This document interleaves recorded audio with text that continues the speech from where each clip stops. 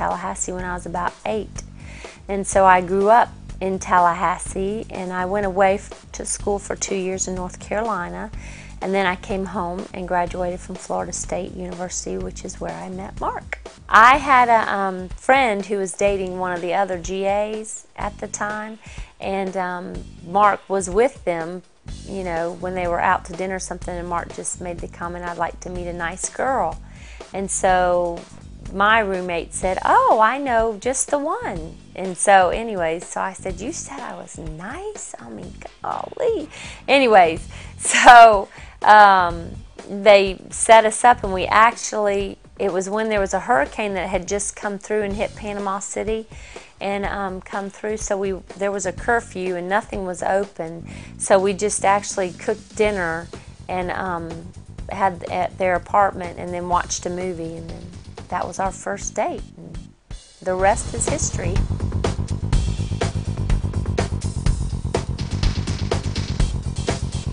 You know what? Mark is probably one of the least ambitious men I know.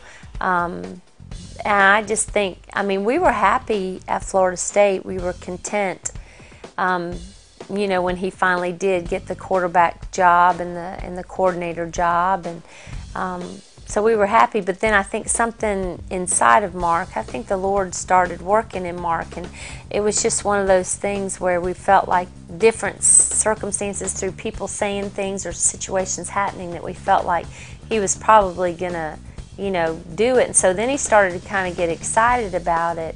And then when the Georgia job came open, he was like, I think it's the only job, it is the only job Mark has ever gone for, because he was just like, you know, now Georgia, that would be a great place to be.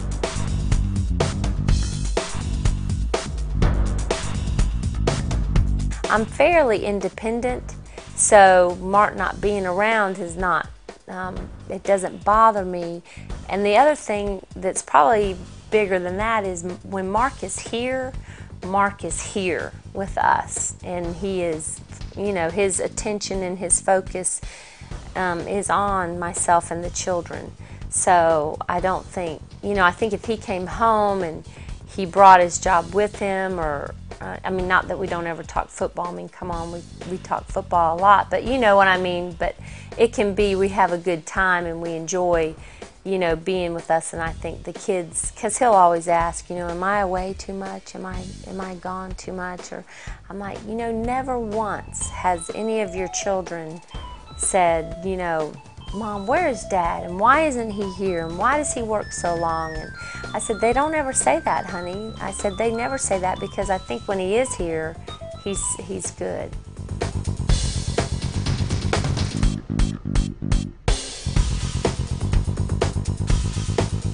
They do pretty well. They go to a great school, Prince Avenue Christian School, and I just think everybody there knows and loves them for who they are, and they know and love Mark for the man he is, and so I think that counts a lot. Not that there aren't comments made, because I'm sure that there are, but my kids seem to do well with it. I mean, they're secure in their dad and in their dad's love for them, and in how much they love him. I mean, we're just like everybody else. We're just like every other family out there. We just happen to be, by virtue of my husband's job, you know, maybe a little more visible than other families, but we're not any different from any other family. We have our struggles, we have our, you know, great times, we have our, you know, everything. So it's just that it's the same. I think sometimes you tend to, you know, put people that are more visible, you think, you know, maybe they think that they're this and that, but I mean, we're just like everybody else.